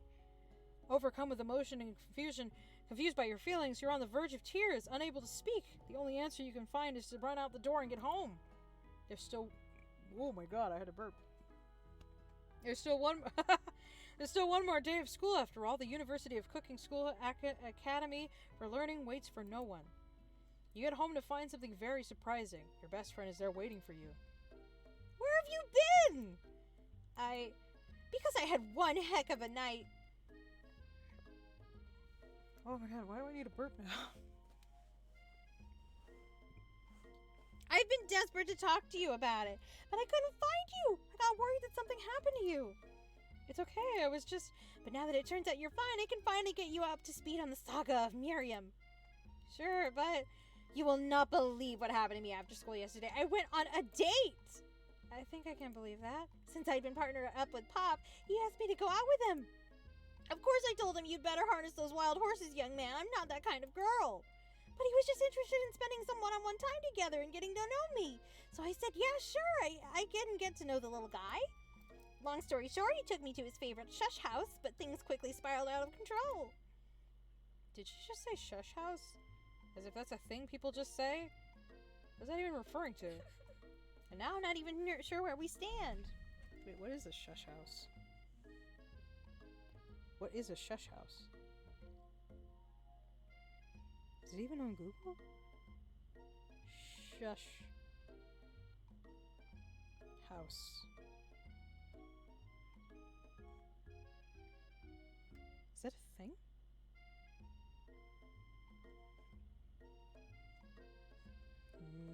I'm getting shish house, which is a restaurant, And now I'm not really sure where we stand. You don't give Miriam time to tell her whole story. However, bottling up the details of your own night is just too much to bear. And I went on a date too, back to Colonel Sanders' house, where I spent the night with him. You what? Nothing happened, but the emotional connection, wowzers. Miriam offers to support you no matter what you do. Together with your bestie, you feel like you can do anything.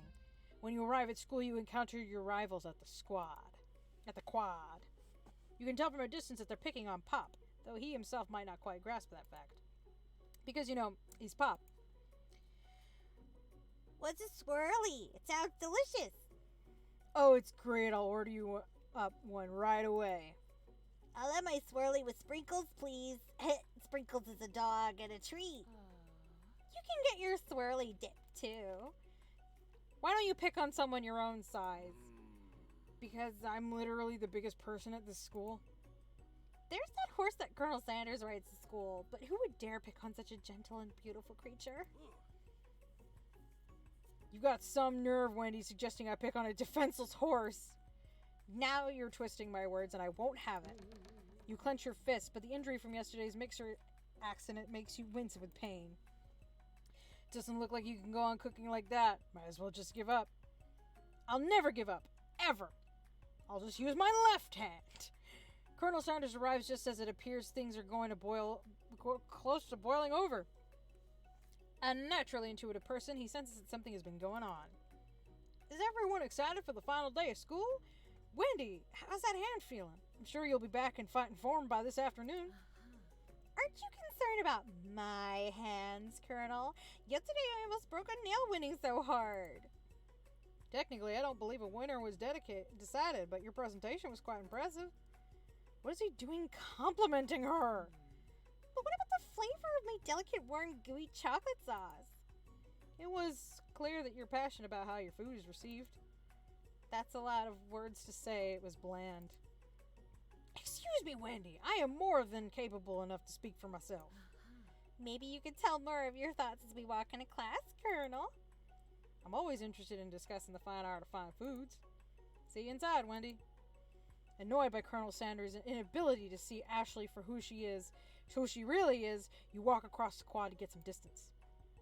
In an attempt to distract yourself from how slighted you feel by that interaction with Ashley, you take out the spell book you recovered yesterday and start flipping through the pages.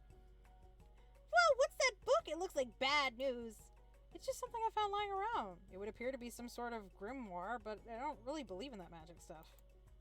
A grimoire? Like a book of spells? I don't know. Who would spend so much time decorating a magic book if it weren't really powerful? I can think of one surefire way to find out.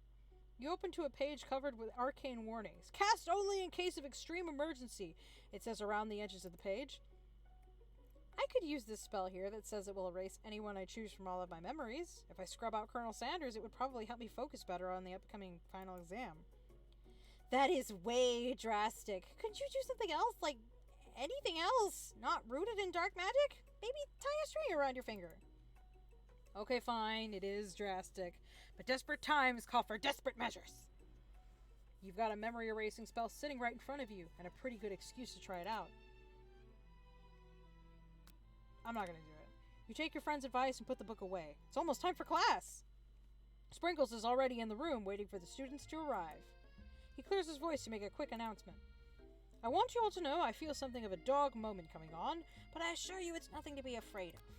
His cute little nose scrunches up and he begins to breathe quickly. Dogs can be rather unpredictable, especially Sprinkles. Wait to see what happens. He must be hungry, reach for some old homework, and give him a snack. Sure. You reach into your backpack and grab some homework from last semester that you forgot to turn in. Sprinkles immediately goes for it and gobbles the sheet of paper like it's a piece of fresh chicken rawhide. I apologize for the outburst. I know it seems cliche, but not much in this world satisfies like ungraded work. My, Wendy, were you studying something with cinnamon? I've been sitting in on a lecture series around the art of cake baking. How insightful. This actually brings up an important point. Thank you, Wendy, for reminding me to dole out this indispensable bit of wisdom. You see, but before he can go any further, Miriam's love drama spills over into the class. Sprinkles is interrupted by sad whimpering coming from the back of the room. I told you to save it after class. But I miss you. We went on one date, Pop, and how can you miss me when I'm right here? Pop's voice quivers as he pleads his case to Miriam. Every time I blink, you go away again. That's a really cute thing to say. Miriam, what happened between you and Pop? I got her in trouble and now she's mad at me. I didn't just get in trouble. I got yelled at by Pop's mother, who blames me for getting him banned from every museum we set foot in. Oh, so that's what you meant by shush house. Pop, we went on one date. We're over. And it meant so much to me that I made this for you. Too hurt to go on arguing, Pop leaves his creation behind and runs out of the room. So we got some pretzels, got a ketchup smile. I'm not quite sure what the eyes are made out of. That's definitely like icing. And then there's a boiled egg. And there's also peas and corn. Nothing like a loud public breakup to cast a pall over their final day of school. Well, that was unfortunate. But we mustn't be distracted from what lies ahead. The final competition showdown challenge exam trademark. I'm still working on the title, but I think you get it. Test time approaches. See you all in the arena. But before you can think about your upcoming competition, there's a very beautiful soul nearby in need of a pep talk. Hey, Miriam. Oh, fuck. Hey, Miriam. Are you okay? Okay, I'm so bad I could smash a tiny bug, spilling several droplets of hot cocoa all over the floor. How could he embarrass me in class like that in front of everyone? Her tiny cocoa is a delicious treasure, so you know that this breakup is no joke, even if the source of her frustration is such a silly boy. I know that you know this, but I'm gonna say it out loud. You don't need anyone. Me and you, we're gonna cruise through this final test and hit the carpool lane to Success City. Miriam brightens up, imagining the wind rushing through her short bangs, but she hesitates to embrace the feeling all the way. You're not going to saddle up on Colonel Sanders' stallion and ride off into the sunset without me? I mean, I'm open for a three-way. Of course not. Well, maybe sort of, but I'm sure there's a pony out there with your name on it, and a ranch big enough for both of us and whoever else we want to bring along. If it's not Pop or Clank or anyone else you meet today, tomorrow, or this whole year, so what? You're a special person who shouldn't settle for the first someone to show a little interest anyhow. Miriam gives you a big hug and wipes the tears from her cheeks. I should really review my menu for today. I'm going to make a very special soup. And I bet that Professor Dog is going to love it up. While you were pep talking, Miriam, you completely missed lunch, but that's okay because you had a better idea of how to spend the time before your exam. You've decided to head to the arena early to practice a dish. This is it, the location of your final challenge. A test of will, a test of courage, a test of talent, and a chance to beat the pants off of Von, the supposed man, and his eviler counterpart, Ashley. As planned, you begin to run through a quick test of a recipe you've been working on. Wendy's famous chicken pot pie. Wait, I think that might actually be a thing on the Wendy's menu. After practicing for months, making this dish comes second nature to you, and you're able to quickly get a fresh pot pie in the oven, but as soon as you do, your cram session is interrupted by Colonel Sanders. Wendy, what are you doing here? There's still time before the final exam. Oh, just taking it all in. I'm big into visualizing success. I'm looking at my station and picturing victory. The pot pie has begun to bake. The smell is slowly filling the space around you. Visualizing, huh? That's too bad. I was hoping you were here cooking something delicious. You'd usually happily share your food with anyone who's hungry, but the last time you let Colonel Sanders get in your head, it cost you a cook-off. You decided it's time to put your cooking above your romantic desires, but that decision gets hard to stick to when the oven timer goes off behind you. Ignore it like there was no sound at all. Fess up about your practice dish. I'm gonna fess up. Okay, you got me. I'm doing a little bit more than visualizing. I know, my nose can smell a pot pie from 400 yards. And I gotta sneeze. That's an oddly specific distance, but you'd expect nothing less from such an oddly specific man. You knew it was a pot pie just from the smell? Not just a pot pie, but a chicken pot pie with an all butter crust. Now my nose is telling me something else. Oh no, is it burning?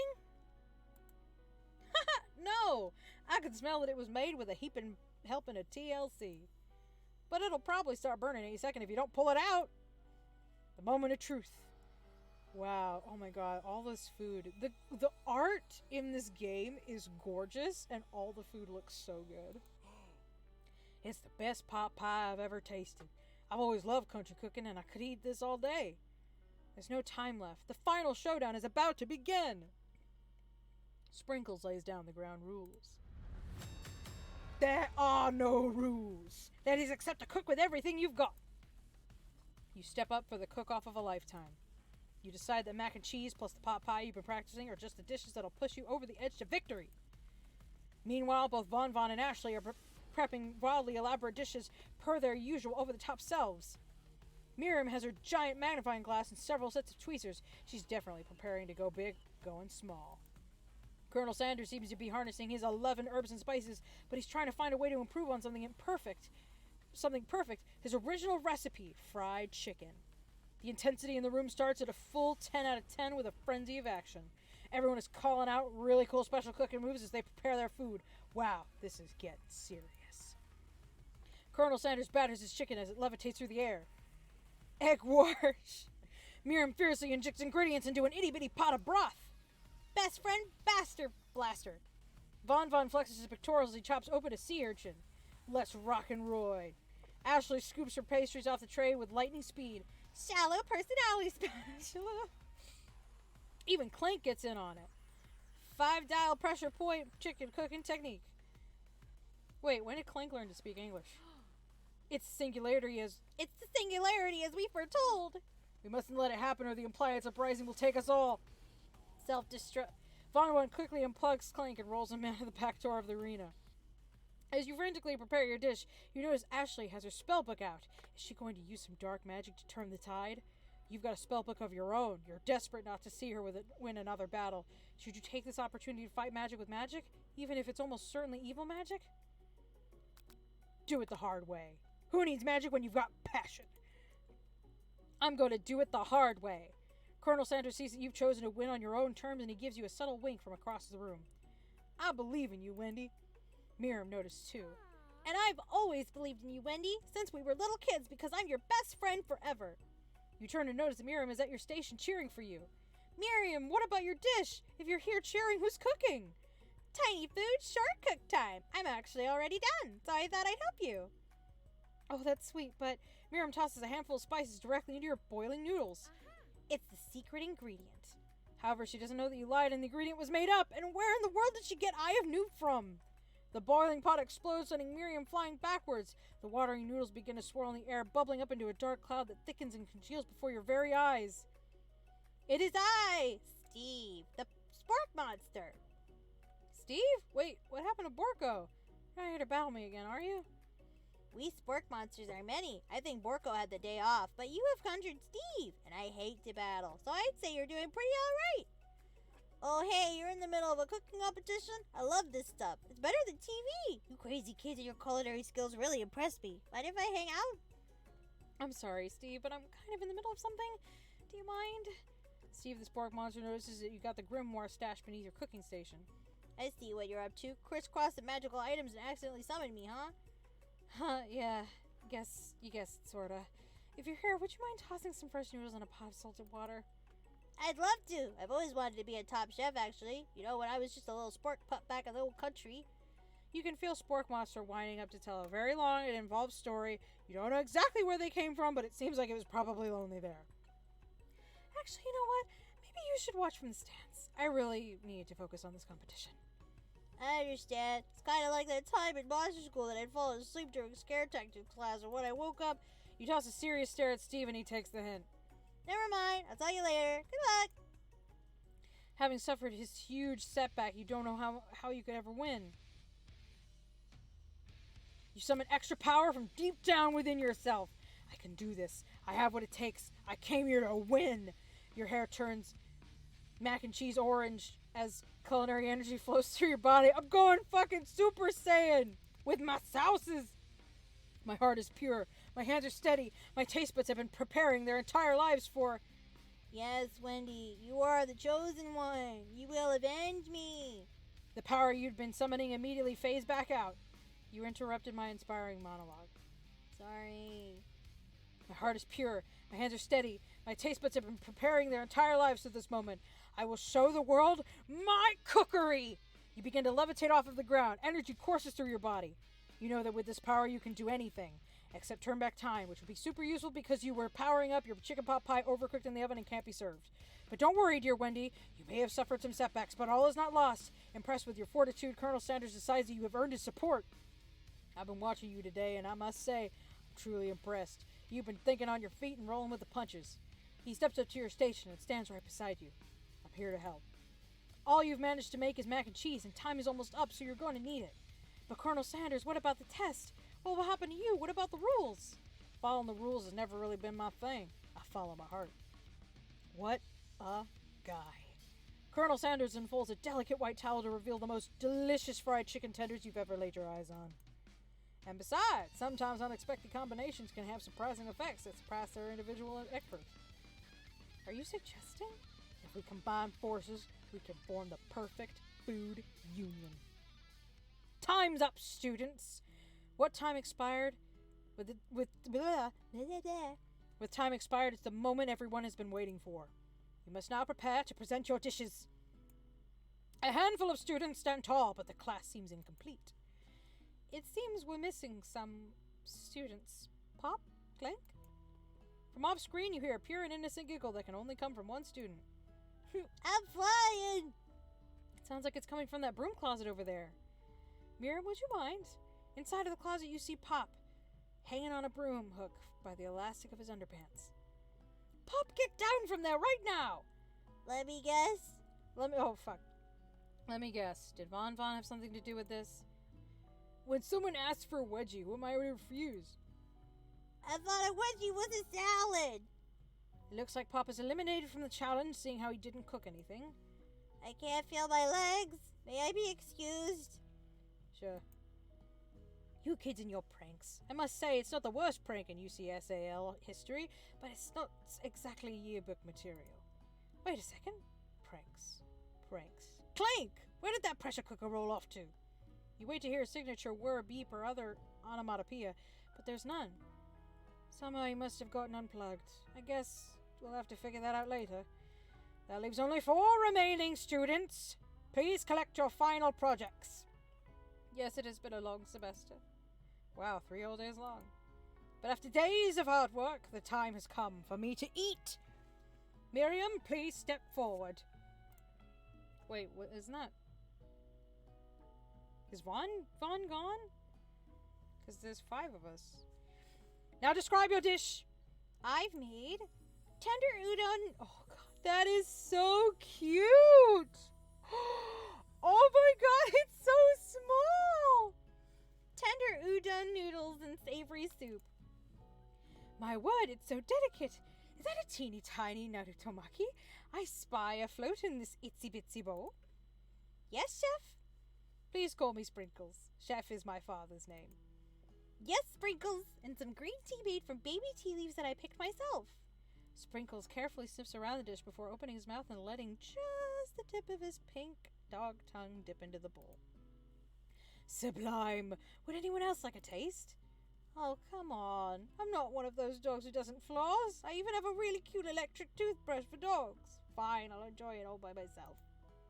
And in a flash, the entire meal has been devoured. Not that it took much. It was less than a thimble's worth of soup. A+. Rarely do I taste a dish with as much love poured into it as yours. Miriam is overjoyed. She gives you a huge hug. Thank you, Wendy, for helping me to believe in myself. Von, you're up. Now describe your dish. Please don't kill our dog. I made uni over smooth egg custard and an egg-hewn urchin shell topped with caviar. Excuse me, God, why? Did you skewer one type of urchin with spines from a different second-colored type of urchin? Yes, Sprinkles. A bit much, don't you think? That's exactly why I did it. A bit much is kind of my brand. Doesn't it look cool? Sprinkles leans in to sniff the uni, but he can't get his nose close on account of all the spikes. He begins to paw at it erratically, causing the custard to slosh around. Love. Oh, this is so cute. Please be gentle with my cuisine. Finally, Sprinkles goes all in, tongue first, but he can't get past all the needles. He reels back his tongue as his tongue is poked and prodded. Ouch, my tongue! The professor appears to be having an allergic reaction to the sting. I can't eat this. It keeps poking my tongue. Disqualified! A stunning turn of events. Who would have thought that serving food in a bowl made of needles could make it difficult to eat? Dejected, Von Von does not go gentle into the night. Disqualified for glamour? Don't discount simplicity. This is the last. This isn't the last you've heard of me. Before forcing us to endure his swollen tongue for another moment, Sprinkles graciously laps up a bowl of milk. I know. Yeah, I'm a dog and I drink milk. Get over it. Sometimes it helps calm my agitated tongue. Next student, Ashley. It's time to set up. Now describe your dish. I made orange blossom Turkish delight in a light rosewater syrup topped with French meringue and connected by sugar glass. Holy shit. That actually doesn't sound too bad. Indeed, it's quite delightful. However, I'd ask that you please refrain from eating it or attempting to taste it anyway. It's very fragile and meant to be a display piece. Don't eat the food at a cooking school? Got toast in your ears or something, Wendy? I told you it's a display piece. Ashley, I must say, it is beautiful. However, this is a cooking competition at a cooking school. Yeah, which is why I cooked it, and I did an extremely good job cooking it too. I didn't realize that we were having an eating exam. If I wanted to be judged on eating, I'd go to the College of Eating School for the Hungry. I suppose you could smell it if you absolutely insisted, but don't breathe too hard. You might disrupt the sugar spiral. If the food cannot be eaten, it cannot be judged. You are disqualified. Rage takes over Ashley, and she finally cannot keep her two-faced routine up. You wouldn't know high-end cuisine if it cooked you. And with that, Ashley storms off to rededicate herself to being the best, but this time without being shackled by trying to be fake nice and liked by everyone. This isn't the last you've heard of me, either. If this class gets much smaller, I'll be teaching myself. You and Colonel Sanders, the final cook, step up together. Two chefs? What began as a bowl of delicious mac and cheese has become something else. He examines it. Oh, God, that looks so good. I don't even like mac and cheese. Sniffing an eye in the bowl. Uh-oh, I don't have a good feeling about this. From somewhere in the room, a literal drum roll plays. Nice. Just when I thought I have seen everything in this kitchen, you give me this. This thing. And completely blow me away. In my 49 dog years of life, I have never tasted anything so delicious and perfectly balanced. It's so delicious, in fact, that everyone passes the class. You pass, and you pass, and you get a pass. Everyone gathers around and partakes of the mac and cheese bowl. They all seem to transcend this reality into another dimension. You win! Together, you and Colonel Sanders have made a new menu item. The new menu item is so impressive, even the Von Von and Ashley are drawn back in by its magnetic fragrance. When they gaze upon your mac and cheese bowl, they admit you are indeed an excellent chef. Sprinkles declares that you have passed. Everyone has passed. There were supposed to be more battles, but come on, how could they be better than this one? Now that the school year is complete and everyone has graduated, the students return for the one last assignment, to get their groove on. The cafeteria has been completely redecorated in order to serve as the site of the school's graduation dance. Compared to the massive high-tech cooking arena, the humble decor seems downright cute and cozy. DJ Dog is in the house! You knew that Sprinkles was a master chef, but also a world-renowned turntablist? Who says you can't teach an old dog new tricks? Von Von and Ashley tell everyone that they've committed themselves to righting the wrongs they did while they were the villains. For a moment, you actually believe them. Not another haunting. No ghosts still out at graduation. It's clearly written in the school's bylaws. I was never actually a ghost. It was all a trick to get you to finally notice me. Oh, amusing. And now that everyone is together, it's a spork monster. It has Totally mellowed out. everyone. The spork monster is no more. From here on out, I prefer that everyone refer to me by my new name, Party Monster. Student tries to finish what he had to say, but everyone is too wrapped up talking to Spork. Sorry, Party Monster. Dejected, student walks off. Maybe things didn't work out for Miriam romantically, but she found the love in her cooking, and you know she's gonna do great. A red carpet rolls out across the floor of the ballroom. It's like a Hollywood movie premiere. Who could command such an entrance? It's Pop! He's arrived late to the dance, but apparently for good reason. Walking the carpet, you see perched atop his dirty chef hat a crown? Welcome back, Pop. I know you weren't able to complete the final exam and accept your diploma, so we had it mailed directly to your father. Figured it was the least we could do for the school's dean. Oh, now I get it. And we get a new wing on the school, not to mention the honor of educating the son of the Chancellor of such and such. Miriam, will you be my lady? Oh. Miriam, will you be... What voice did I give him? Miriam, will you be my lady king? What an incredible turn of events. An offer to join the royal family. It's like a dream come true. You'll get to be a princess. Or maybe a queen? I'm not sure if he knows, but either way, crowns and gowns, baby. I'm sorry, Pop, but I'm not interested. Not now, at least. I've got so much to do with my life. A twist on a twist. So many more 3-day universities to attend. So many tiny foods to meticulously sculpt and then watch get accidentally blown away by a single sneeze. Okie dokie. The music at the dance is interrupted by the sound of sparking and electrical hissing. It's Clank, who has arrived late to the dance. Now that I have graduated, I can reveal my truth. Whoa, he's still doing the talking thing.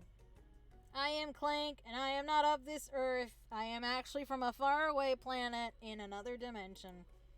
What? What? I actually feel like I knew it this whole time. Now that I've learned the ways of your kind, I must return. A portal opens up and Clank disappears through it. Finally, Colonel Sanders arrives. Howdy, classmates. Oh my god. Just like the first day you met him, he has come prepared to feed the entire class. However, it's not enough to just give them a bucket of chicken. This time, it's a full meal. Oh, that looks so good. I didn't get to be the most famous chicken man in the history of chicken and man by not reminding people to go out and buy my chicken. What? That's it? Is that it? Oh, no, it's not the end. As everyone feasts on their delicious chicken dinner, Colonel Sanders finds you sitting at the edge of the dance floor. Wendy, what are you doing sitting all alone? Oh, you know, just waiting for the right person to ask me to dance. I wonder might you tell me, what are the qualities that you could expect to find in such a lucky person? Off the top of my head, oh, I don't know, a spicy musk, a tidy goatee, and a degree from the University of Cooking School Academy for Learning, just to name a few. It truly is my lucky day. Would you dance with me? Yes, I would love to. As you glide across the dance floor hand in hand with Colonel Sanders, the future stretches out in front of you. And once my 100th franchise is up and running, I'll be ready to take a day off. And I'll be so glad to spend it together with you, Wendy. How sweet. We'll work together and play together. Colonel Sanders stops dead in his tracks. Oh no! Work together? Well, I think this is something I'll just need to do by myself. But who will help you run your restaurants? I don't believe I need help. Besides, based on your time at school here, do you really think running restaurants is the best path forward? Could it be? You found a love connection but failed to earn Colonel Sanders' respect as a chef? Can you live with only half of him? Will you be able to endure sharing him with his other love, the life of an entrepreneur? I suppose I could enroll at pastry school? Oh, my dear Wendy, I'm sure that you'll find your place eventually. And along the way, you'll have me by your side. The end. I failed at a certain aspect. KFC presents... pie sop. Stop. Psyop. Psyduck. Oh my god. Oh, there's an animated sequence. Oh, that's great.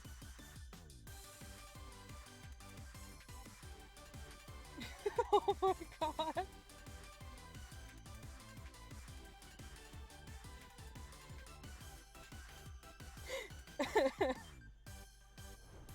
I love it. I love it. I love it so much. Oh my god.